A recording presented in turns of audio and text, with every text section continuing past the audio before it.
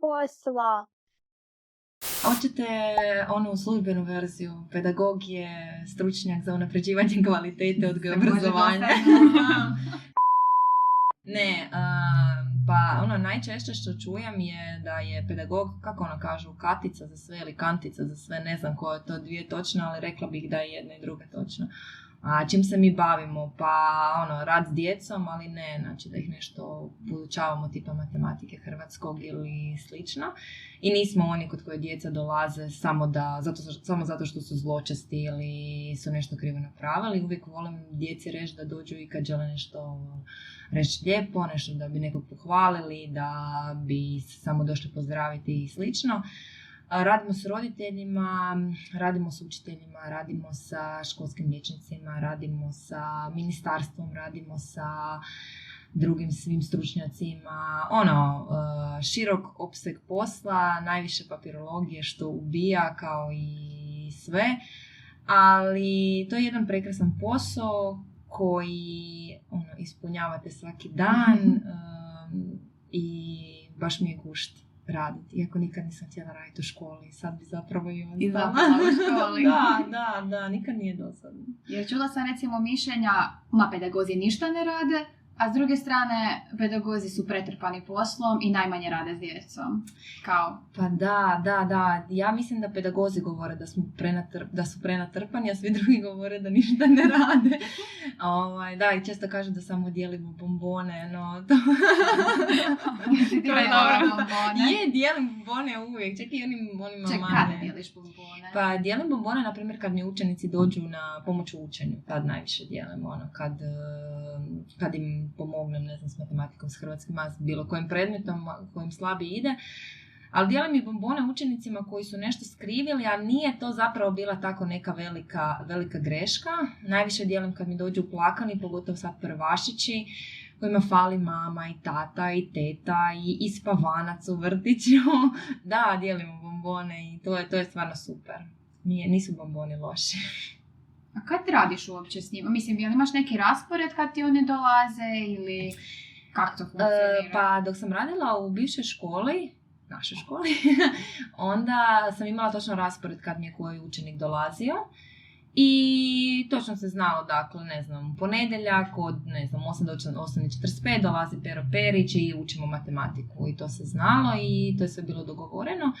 I bilo je puno lakše to organizirati jer je bila mala škola, manje učenika, manje učitelja i bilo je lakše za organizirati. U ovoj novoj školi, nažalost, to ne prakticiram na taj način, nego isključivo kad neko izrazi baš potrebu da bi trebalo, na primjer, čitanje ili možda matematika. Ili uglavnom radim s učenicima kojima treba zapravo prilagođeni individualizirani program, pa onda mi radimo nekako testiranje prije. Dakle, da nemamo onog službenom pomoć u učenju, nego više provjeravanje, odnosno testiranje prije same obrade učenika. Da vidimo treba li učenik uopće obradu, trebamo li ga slati kod školske liječnice i slično. Sad bi recimo upalo, kolika je zastupljenost djece koja imaju poteškoću, koja idu kod tebe i djece koja su recimo darovita? Da, daroviti učenici su toliko nezamijećeni općenito u našem sustavu. Uvijek se bavimo učenicima sa nekakvim rješenjima, bilo individualiziranom ili prilagođenom programu i da, uvijek se više bavimo takvim učenicima. Jednostavno zato što takvi učenici ili su slabiji po ocjenama, slabiji po znanju ili su, kako bi se rekla, živahni i onda na njih zapravo obraćaš pažnju.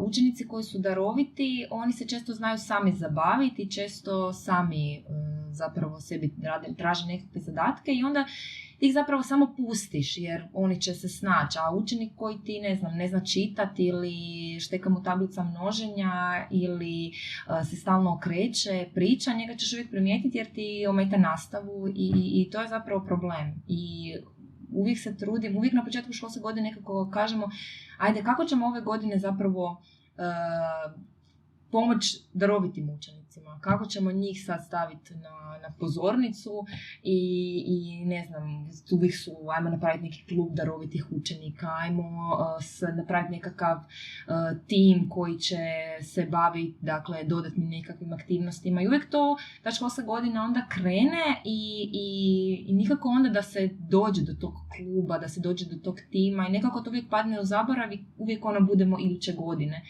I onda u principu ti ne znaš koji su ti daroviti učenici, odnosno znaš, ali taj se uvijek nekako pobrine za sebe. A i opet to kad se pusti, ta darovitost, ako se ne njeguje, to se nekako onda izgubi u sustavu i onda više taj potencijalno darovit, jednostavno taj potencijal se izgubi. Da, pogotovo ako se roditelji naš ne uključe u to. Mi imamo stvarno tu nekih učenika u školi koji su daroviti i čiji roditelji zapravo jako to njeguju i idu na jako puno izvan nekih školskih aktivnosti i radi se s njima doma i onda to djetetu zapravo u školi to toliko i ne fali. A imaš onda darovitih učenika koji jednostavno nemaju tu podršku doma i to, ono što si rekla, ne njeguje se i to nestaje. Mislim, nije da ne nestaje, nego jednostavno ništa to ne hrani, ništa to ne gradi i onda se gubi, ajmo to tako reći. Da. Kako ti je raditi s roditeljima, recimo, po pitanju darovitih učenika i problematičnih učenika? Kako ti surađuješ s njima? Pa imam različitih iskustava. Evo, mislim, više ću pričati možda sa učenicima s rješenjima, zato što stvarno više radimo s njima i jednostavno više sam okružena, odnosno jednostavno se više bavimo time. Imam različite iskustva. Imam roditelja koji će prihvatiti svaki savjet, koji će bez problema otići na obradu, koji će rado poslušati prvu učiteljicu, pa onda nas stručne suradnike, koji će rado otići kod školske liječnice, koji će sve napraviti da pomogne svom djetetu, dodatno će raditi s njim ili će platiti nekakve instrukcije ili nešto slično. Onda imaš roditelja koji jako teško prihvaćaju da njihovo dijete možda ima neku poteškoću, neki problem. I onda je to jako teško objasniti roditelju da djetetu rade problem. Jer dijete očito traži pomoć i djetetu treba pomoć. Bilo to da mu se da više vremena da napiše neki test, da mu se da više usmenog odgovaranja, da mu se da test koji je malo drugačiji nego redovni testovi, znači bilo koji način. A roditelji to odbijaju jer se boje da bi onda dijete bilo odbačeno, stigmatizirano i slično. A ne daj Bože da spomenemo možda asistenta, to je pak onda navlačenje, jer ti doslovno moraš objašnjavati roditelju zašto je to dobro za njihovo dijete. Što mi je razumljivo, zato što da mene neko objašnjava nešto možda iz ekonomije ili iz, ne znam, prava ili iz, ne znam, arhitekture, što nemam pojma, ja bi možda bila, ma ne, bolje vi meni stavite zid tu, znam ja da to treba biti tu, a možda mi neki, ne znam, građevinar kaže, ali ne možete tu staviti zid jer će vam se urušiti kuća, ne znam. I onda lako je razumjeti roditelje jer oni ne razumiju zašto je možda zašto to djetetu teško, zašto mu treba pomoć, da. I onda ti tu jako puno moraš zapravo uvjeravati roditelja i dati mu jako puno vremena i biti uvijek dostupan za sva pitanja. Uglavnom svi roditelji na kraju pristanu na obradu i pristanu na pomoć, čak pristanu ako treba i na asistenta, tako da uvijek nekako dođemo do sporazuma, ali nije uvijek lako, nekad treba stvarno puno vremena da ih uvjeriš da je to dobro za njihovo dijete. Jer u konačnici moja rečenica je uvijek mi smo tu tim za dobrobit djeteta. Znači to dijete je i naša odgovornost kao škola i vaša odgovornost kao roditelja i mi smo tu tim koji mora tom djetetu pomoći da dostigne svoj potencijal i ostvari sve što želi, sve što može i tu ih nekako uvijek dobijemo onda. Da. Mislim da je to njima često problem što oni misle da će svi drugi primijeti, da će svi drugi zna da je njihovo dijete posebno. Mislim, sva su djeca posebna, ali u smislu da je nešto drugačije. Ja im uvijek naglasim ali ako ja printam na žutom papiru, ja ću svima isprintati na žutom papiru. Ako printam font 14, ja ću ga svima isprintati. Znači, nećeš znat da je tu nekakva sad razlika. A zapravo svima olakšavaš u konačnici. U principu, da. Njima je zapravo najveći problem ta stigma i oni se boje da će druga djeca to dijete gledati na drugačiji način, ali djeca to stvarno ne primjeću. Oni će možda pitati, pa zašto Pero Perić ima sad jedno pitanje, a mi ih tu imamo 3? Onda mu ti kažeš, pa eto, zato što on će dobiti svoja druga 2 na drugom papiru. I djeca će reći, ok, dobro, mislim, oni neće od toga raditi problem nekakav veliki. Ili, ne znam, vi mu objasniš, jedna kolegica je tak super objasnila, imamo učenika sa 2 slušna aparatića. I sad, roditelji su se bojali da ne bi drugi učenici u razredu sad komentirali. I onda ona kad je došla prvi dan, svi su se upoznali, ona je rekla, pa vidite, svatko od nas ima neki problemčić. Ja, na primjer, imam naočale jer baš ne vidim dobro, pa da se ne bi svugdje zabijala, onda si stavim te naočale. Onda, ne znam, druga curica je također imala naočale i onda je došla do njega, a evo, Pero ponovno je danas malo sve bolje čuje, ima evo ova 2 slušna aparatića i baš mu je super. I znaš, uvijek to možeš okrenuti nekako na njima razumljiv način. I pozitivno. I pozitivno. Ali bitni smo mi u tome svemu. Mislim, i kako roditelji reagiraju. Mislim, oni moraju ostati pozitivni. Mislim, ako se ti uvijek bojiš da će tvoje dijete biti stigmatizirano, onda ga nemoj puštati niti van iz kuće. Razumiješ? Jednostavno, roditelji moraju to prihvatiti. Da je to isto ok i da mi smo tu da napravimo sve da tom djetetu bude dobro u školi. To nam je primarni posao. Nije nam primarni posao naučiti ih zbrajati i oduzimati, što je jako važno, prvenstveno je naučiti ih da budu ljudi.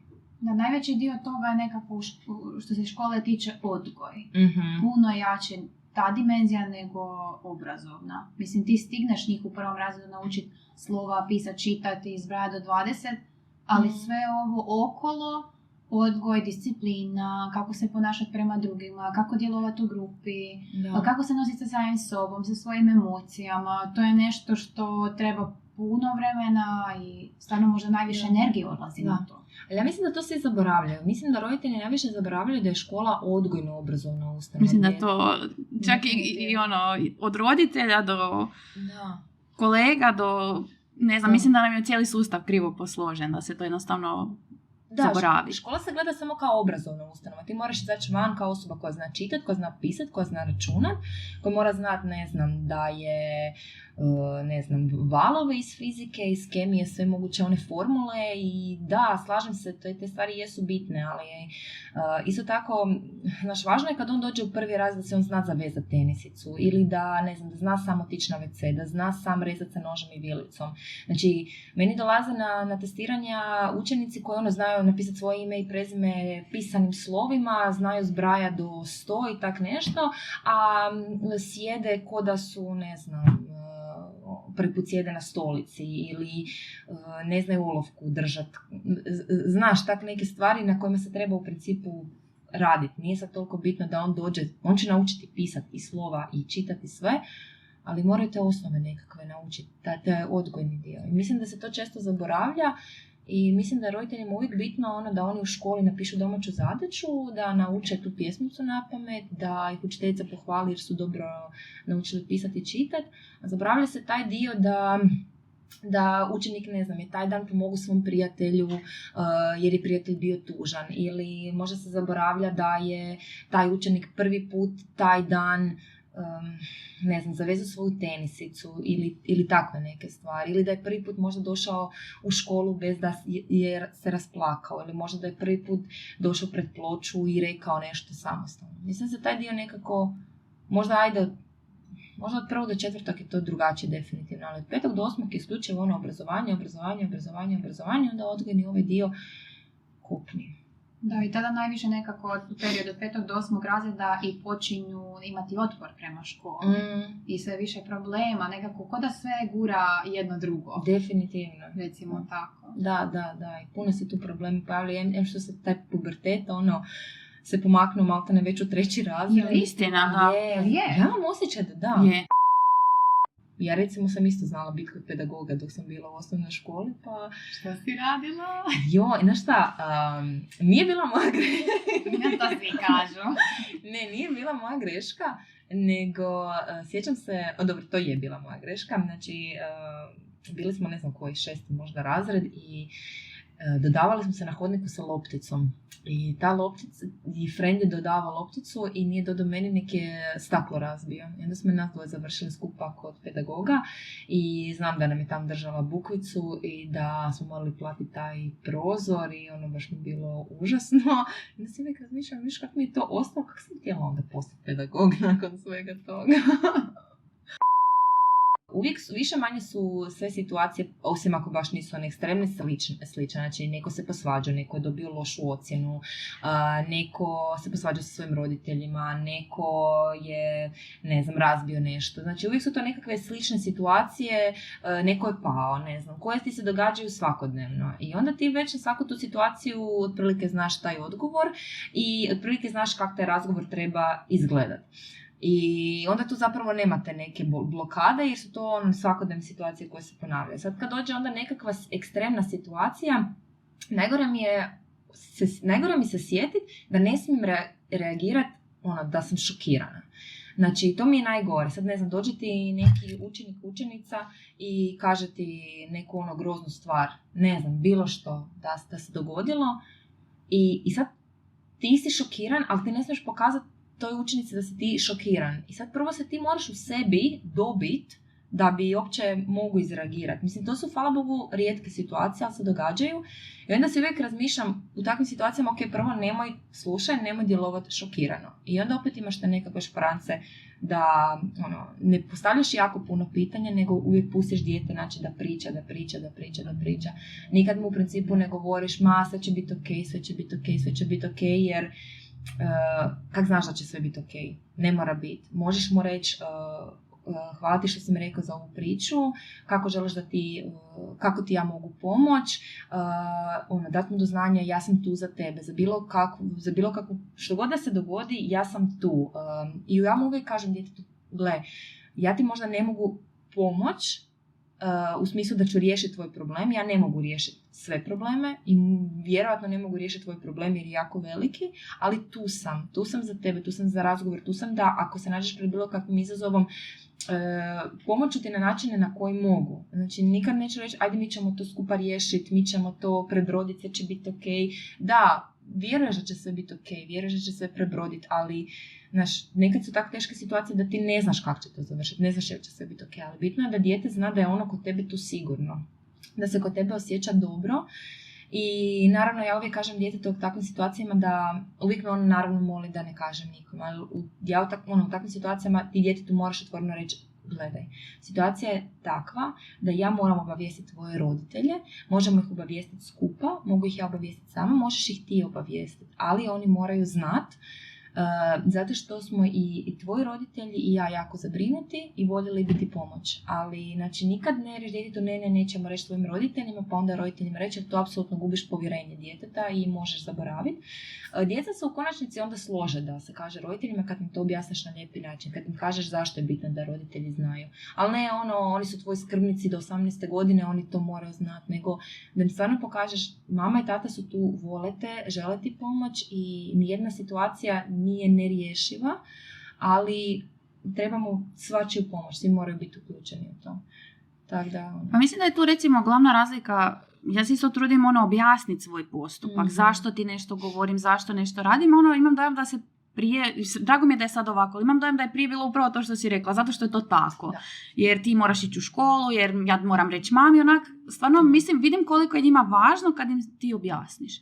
Kad ih pitaš za mišljenje, kad ih pitaš za osjećaje i to što ti kažeš ja sam tu za tebe, mislim da je to stvarno vrlo važno. Pa je, jer kad djeca jako puno vole to zašto i bitno je to. Pa mislim, tebi jak neko kaže, ne znam, odi se sad popni na Sljeme. Zašto? Pa jesam ti ja to tako rekao, pa dobro, pa zašto? Pa zanimalo bi te zašto? Pa isto tako njemu, zašto ja moram pisati zadaću?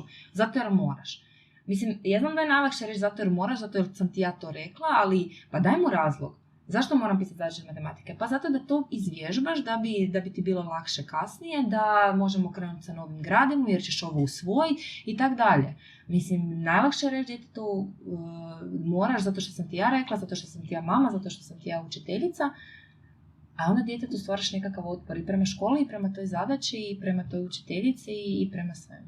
Ovo što si rekla, to je super, reći djetetu zašto. Zašto sam ja sa tebe zaustavila tu, zašto sam ti rekla da to što se napravio nije dobro. Zašto ne smiješ trčati? Ne zato što, prvo stvar zato što je zabranjeno. Zašto je zabranjeno? Se možeš ozlijediti, možeš ozlijediti nekog drugoga, jer možeš, ne znam, razbiti nešto. Znači, daj djetetu konkretan neki razlog. Jel ti nakon tih nekih intervencija, razgovora, bilo sad jel, koliko je ekstremno, zapisuješ li se to? Pišeš li neke izvještaje? Mislim, spomenula si da vodite dosta te pedagoške dokumentacije, tako da je li to onda dio toga? Je. Ti u biti svaki razgovor sa učenikom, sa roditeljem, sa učiteljem moraš evidentirati. Ja ne pišem svaki razgovor s učenikom, na primjer ako mi učenik dođe zato što, ne znam, je pao, a to nije stvarno bila neka ozljeda, ili, ne znam, došao mi se požaliti na nešto, to sve ne zapišem. Ali sve ove razgovore ozbiljnije, ajmo to tako reći, sve moraš zapisivati jer ti zapravo nikad ne znaš čeg to može dovesti. Jedan dan ti učenik može reći da se posvađa, ne znam, sa mamom, a za 2 dana to može biti da je to eskaliralo ne znaš kako.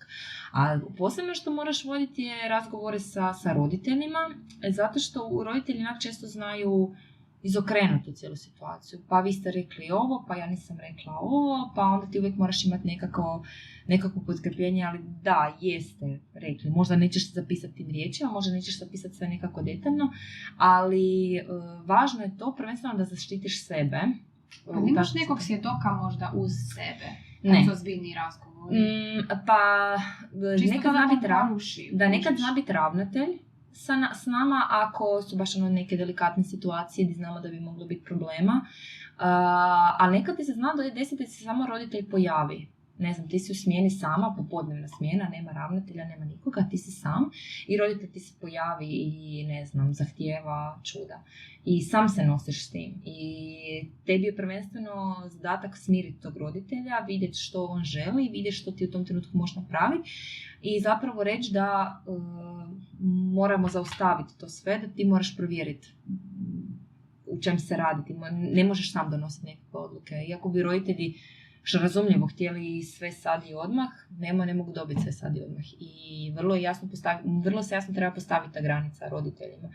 Jer imamo osjećaj sad da roditelji si dopuštaju sve i svašta nekako, ne znam. Imamo osjećaj da što god mi kažemo, bilo vi kao učitelji, bilo mi kao stručni suradnici, da nekako to jednostavno roditelji, dobro, to su samo učitelji, pa valjda ja znam svoje dijete.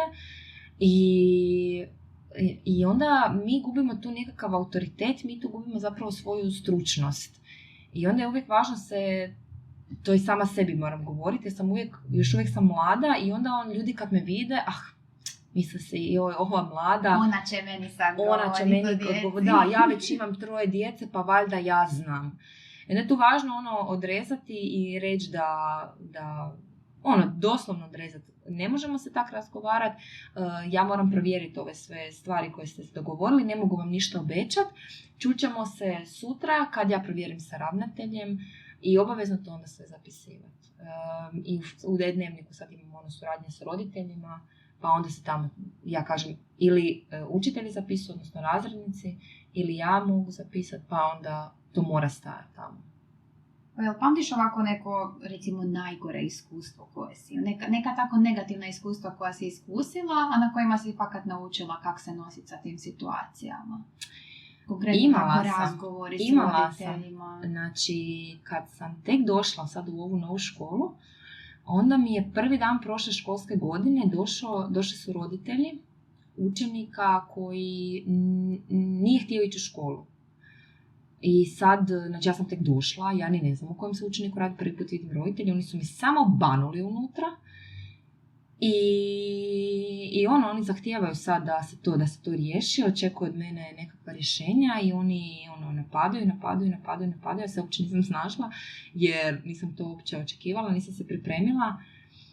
I tu sam zapravo naučila da ja to moram odrezati. Da ja ne mogu njima dopustiti da oni konstantno govore, da ja moram biti tako, ja sam moram reći ok, tu ćemo sad završiti, ja sam čula što ste vi rekli, ne morate mi 5 puta ponoviti to. Mislim, ne kažeš im naravno na taj način, ali odrežeš jer se skuže poantu. I kažem, u redu, shvaćam vašu situaciju, ja to moram zapravo riješiti sa ravnateljem, sa kolegicom da vidimo gdje smo, ja ću vam se naknadno javiti. I zapravo onda tu sam naučila gdje je ta granica, jer oni si često dopuštaju da mogu i na tebe se izderati, da mogu, zahtijevati svakakve i da čak i vrijeđaju pa vi tu ništa ne znate, pa vi šta ste vi to napravili, ništa ne radite i slično. I naučiti da to nije nekakav osobni napad, to je možda najgore. Slušam te i razmišljam koliko toga nosiš kući, znaš, hoćeš pravog posla pisanja i tako neke stvari i osjećaja. Znaš, često kad imam neku takvu situaciju, jednostavno donesem to doma. Da, je. Pogotovo, znaš, vi imate taj svoj razred, tu svoju zajednicu s kojima ste povezani, u kojima znate sve o njima. Mi imamo vaš razred plus još, 25 drugih razreda u kojem se svaki dan nešto događa. I užasno me pogađa, užasno puno nosim toga doma. Pogotovo kad vidim tu, nebrigu roditelja, kad vidim, to međuvršničko nasilje, kad si bespomoćan u nekom trenutku, kad želiš pomoći tim roditeljima i tom učeniku, a ne možeš.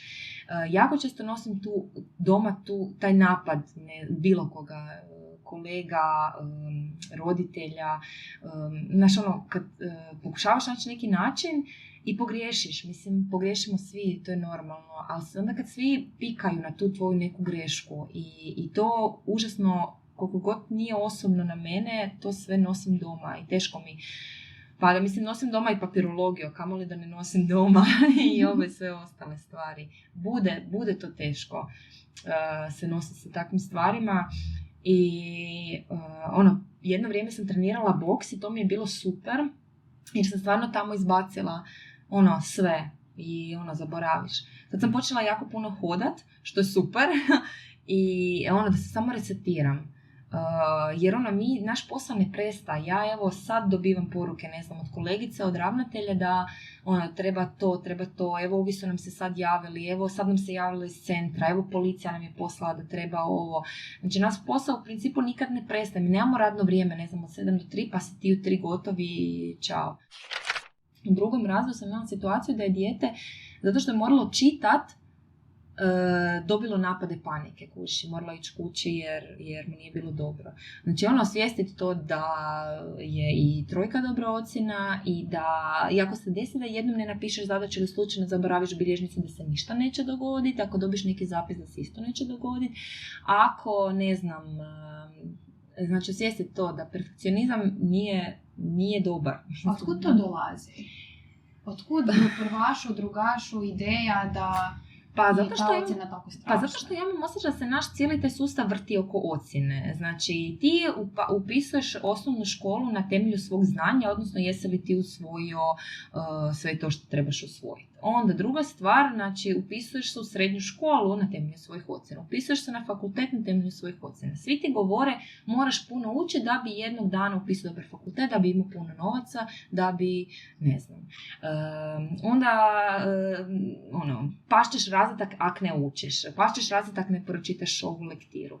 Mislim da im mi isto, cijeli taj sustav mi stvara tu neki taj pressing da moraju biti dobre ocjene.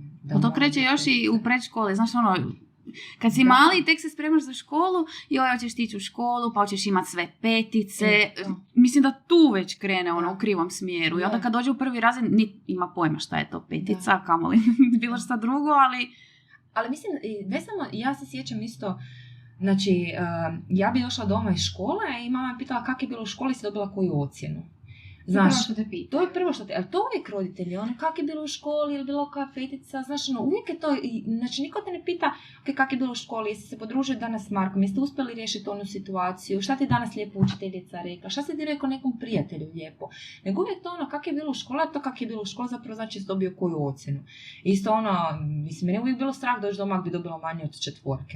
Jer uvijek je moralo biti, osnovna škola mora se proći s 5, to je bilo bez daljnjega, tu nema rasprave, jer kao to je osnovna škola, ti to moraš proći s 5.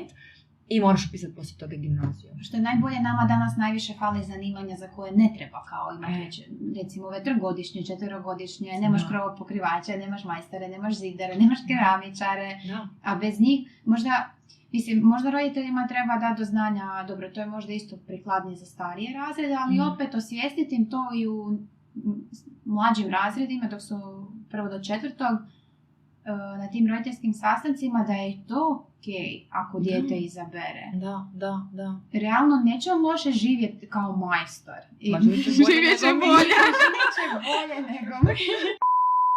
Ali evo recimo to kad smo pričali za te ocjene, znači ti ako se želiš upisati u tu neku srednju školu koju želiš, ti se upisaš na temelju ocjena, ne na temelju toga što ti želiš. Isto fakultet. Ja znam da ima hrpu možda nekih cura koji bi bile, ili dečki koji bi bili odlični odgajatelji, učitelji, ali evo, nisu imali dobre ocjene, nije im se dalo i ništa toga. Ali ti si Tena i u jednom trenutku spomenula svadbu i da znamo i da se seliš. Da. Gdje se seliš i kakvi su ti planovi? Selim se za 2 mjeseca u Finsku. Tamo sam bila na Erasmusu 2018. godine. Mjesto se zove Jyväskylä. To je jedno 4 sata od Helsinkija prema gore, prema sjeveru. Jako daleko i jako hladno. I zaljubila sam se jednostavno u taj grad. Doslovno sam se tamo zaljubila jer sam muža tamo upoznala na Erasmusu.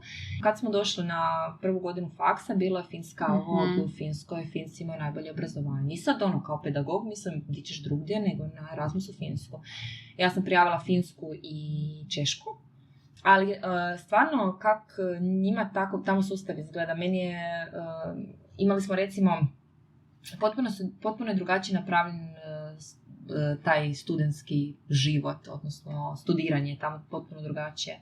Imaju također, bili smo par puta u školi baš kod njih, bili smo baš na 1 satu geografije, gdje ti je, ukratko su imali, baš je bila Afrika se radila, ukratko se radi uvod nekakav o Africi, pokazala im je, gdje se nalazi Afrika, sve te glavne pojmove, onda su oni samostalno radili kroz igre razne.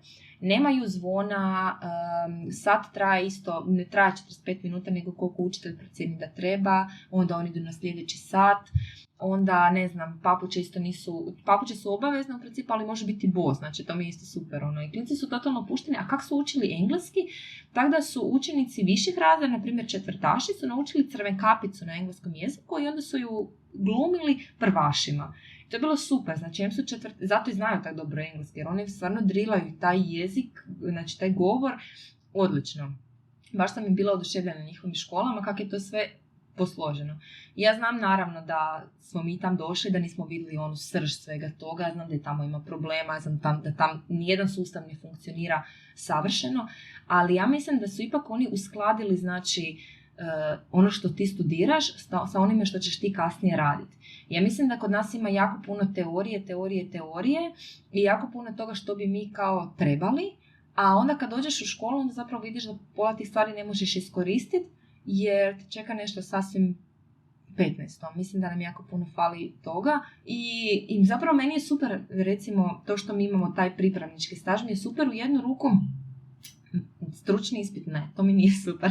A pripravnički staž mi je super jer ti imaš tog svog mentora koji je stvarno tu za tebe i kojim se uvijek možeš obratiti, koji ti može doći na sat, kojeg možeš pitati sva nekakva pitanja. I meni je to odlično. Meni je moja mentorica stvarno puno pomogla. Htjela bi tamo zapravo raditi u školi, da vidim kako to funkcionira. Možda te mislila pitati, jel planiraš tako u školi tražiti posao i... Voljela bi ostati u struci. Znači, ja znam da kad ljudi odu negdje, onda se radi sve i svašta i ne bježem od toga da ću možda morati raditi u McDonald'su neko vrijeme na početku. Ali nadam se da će to moći... Tamo uvijek ima djece, Tena. Upravo to, otaću u struci. U onom prostoru za rođendan, kao radionica. A kužiš, da, pa nije ni to loše. Da, nije ni to loše. Voljela bi nastaviti u struci tamo, voljela bi vidjeti baš iznutra kako taj sistem, odnosno njihov sustav funkcionira, jer mislim da sam sad sa tamo studiranjem samo zagrebla tu neku površinu i vidjela prilike kak je to, ali da nisam maksimalno zapravo nisam vidjela sve, vidjela sam dijelić toga. To možda moraš biti dio sustava, vjerojatno. Pa mislim da da. I to duže vrijeme. I definitivno, da, definitivno. Evo, misliš da bi, mislim, ja sam isto puno čula o tom finskom sustavu i kako su oni tak slobodni i sve, ali ne znam sad, obje bi vas pitala, jel vjerujete da bi to kod nas stvarno funkcioniralo? Jer gledam svaka država je nekako specifična i mislim da treba svako naći nekako svoj sustav koji će funkcionirati. A ne da kopiramo samo tuđe i oni to, kod njih to tako dobro ide. Pa mislim da nije moguće, jer baš ono što si ti rekla, svaka država je specifična i ne možeš ti samo preuzeti nečiji sustav i pokušati ga ukalupiti u svoj. Mislim, mi smo drugačije države, mi smo, imamo različito to je od početka. Onda ti je ti moraš onda i na faksu primijeniti isti način kako oni imaju na faksu, ti moraš imati. Ne možeš ti sad, ne znam, ja sam sad učila hrpu toga o teoriji i sad ću doći u školu i radit ću na finski sustav, a učila sam kako funkcionira hrvatski taj sustav. Znači, nemoguće. Mislim, oni imaju reformu svakih 5 godina skoro. Oni imaju, i oni započnu i završe. Znači, oni imamo sad, ne znam kako naravno to funkcionira, ali znači, imaju, taman te 2018. su završili sa reformom. I oni su stvarno rekli da će imati školsku reformu, oni su je započeli, oni su je završili. Mi to jednostavno krenemo i onda se svi kriš-kraš posvađaju i promijeni se vlada i onda to sve i zato to ne može opstati. Jer jednostavno oni gore koji bi trebali o tome sve odlučivati se ne mogu dogovoriti oko svega toga. Tamo to funkcionira. I treba ozbiljno shvatiti, ok, ako vidimo da ovdje je problem, učenici su sve slabi ili nešto fali, pa dajemo onda fokus staviti na to i nešto napraviti, a ne sad copy-paste neki drugi model ili tako, ovisi o ministru. Da. Ali ne samo zbog bombona. Zanima me, koje bombone kupuješ? Mislim, koje im dijeliš? Znaš šta, kupovala sam, u Lidlu imaju ona velika pakiranja, nekako su bila XXL pakiranja. Tipa neki šareni, moćni? Da, gumeni. I ne vole ti baš one koji se cuclaju, jer to zahtijeva cuclanje. To dugo traje. To dugo traje. Vole ti ove gumene kuške, samo sa žvaču. Oni kiseli su popularni. Da? Da. A je istina. Djeca vole kiselo, da. Ne gliste, šećerno sve. I to je to. Dobro, to mi je malo bilo nezgodno držati u moju uredu. Dobro, mi je općenito bilo nezgodno držati te bombone, ali bi uvijek ja se nagradila svaki put. Ja ispunila sam dokument. I tako cijeli dan reći to ovdje. Zapravo s radošću ispunjavaš papirologiju. Zapravo da, motiviram se na taj način. Mi ovdje imamo kutijicu, Pandorinu kutijicu. Okej. Koja krije neka pitanja. Ajoj. Da možeš izmisliti praznik. Oko čega bi bio? Što bi slavila? Ajoj, da možeš izmisliti koje je dobro. Joj, znaš šta bi ja? Ne znam da se to može, kao praznik putovanja. Da imamo onako, ne znam, svako polugodište dobimo tjedan dana da odemo negdje, ne znam, kad ti je teško, znači ne svi zajedno, nego ne znam, da kad ti je teško, da dobiš taj svoj praznik putovanja i kažeš svom šefu, ali da ti to nije bolovanje, da ti to nije godišnje, nego kažem, ja koristim svoj praznik putovanja i to je to. I onda moraš otputovati negdje i to ti škola mora platiti. Ajme, predobro. To je dobro, jel da? Onda je to 2 put godišnje, ako je po polugodištu. Naravno, po polugodištu, da, kužiš. To je baš bilo dobro, da. Vrh. Sad mi je to baš ja bi to odmah iskoristila. Kraj 9. mjeseca. Praznik putovanja. I ja bi odmah iza drugog polugodišta iskoristila. Da se možeš sutra probuditi s nekim novim talentom, koji bi to talent bio? Da ne crtam samo srce, sunce ne, žalim se. Neki talent da se mogu probuditi sutra. Ja bih htjela talent da, sad ćemo možda zvučati onak blesavo, ali da uspijem svaku osobu onak razveseliti kad je tužna. Znaš, da uvijek uspijem pronaći one dobre riječi da utješim tu osobu. Jer nekad ne mogu naći neke riječi. Nekad uvijek ostane, kad me neko nešto ispriča, uvijek ostanem onak paf i onda kažem, kužim. Htjela bi da mogu ima talent da toj osobi olakšam i da ju srećem te sekunde. Možda ne odmah, ali da uvijek pronađem tu neku riječ, rečenicu koja će ju Obično se to kasnije sjetiš, joj mogla sam reći, joj što nisam, kako mi to nije došlo i palo na pamet. Ili ne znam, kažem kužim i onda si mislim, kaj kužiš, pa ne kužiš. Ali tak, nešto u tom stilu, znaš to. Kužim. Sad, jedno pitanje o tome čemu se zapravo veseliš, a da će doći. Nešto čemu se ti nadaš. Pa, ono čemu se zapravo trenutno sad u čemu jesam, čemu se najviše nadam i nadam se da će Finska uspjeti. Nadam se da je ta odluka koju smo donijeli, čvrsto vjerujem da je i nadam se da je ta odluka koju smo donijeli da odemo dobra, jer ne odlazimo od ničeg tu što je loše. Znači nije da sad tu je jako na nama loše pa sad odlazimo iz Hrvatske jer nemamo posla, jer idemo zapravo jer tražimo nešto bolje za sebe i nadam se da će nam to Finska omogućiti. Ja se nadam da je ta odluka koju smo donijeli dobra i nadam se da ta odluka će biti vrijedna. Mislim, ja sam svjesna i one druge strane priče, a onda se uvijek mislim, ok, uvijek se mi gdje vratiti. Znači, uvijek mogu se vratiti tu, posla će uvijek biti, ali ta nada da će to što smo si zamislili, kakav život želimo tamo, da će to tako i biti. Manifestacija, vizualiziranje. Šaljemo pozitivu. Da. Evo možeš se odmah uzeti pompončić to. Dobar odgovor. Hvala ti.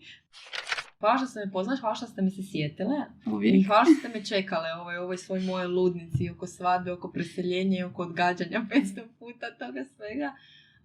Baš se vidi da imate strpljenja kao učiteljice. I baš mi je gušt bio raditi s vama kad smo radile skupa. Baš ste bili jedna od onih kolegica koje su olakšavale na te. Ima učiteljica koja onak ti zagorčuje život, a ima učiteljica koja ti baš olakšaju to sve. I koje neće postaviti to jedno pitanje i zašto ja moram, zašto ovo, nego ok, znam, moram.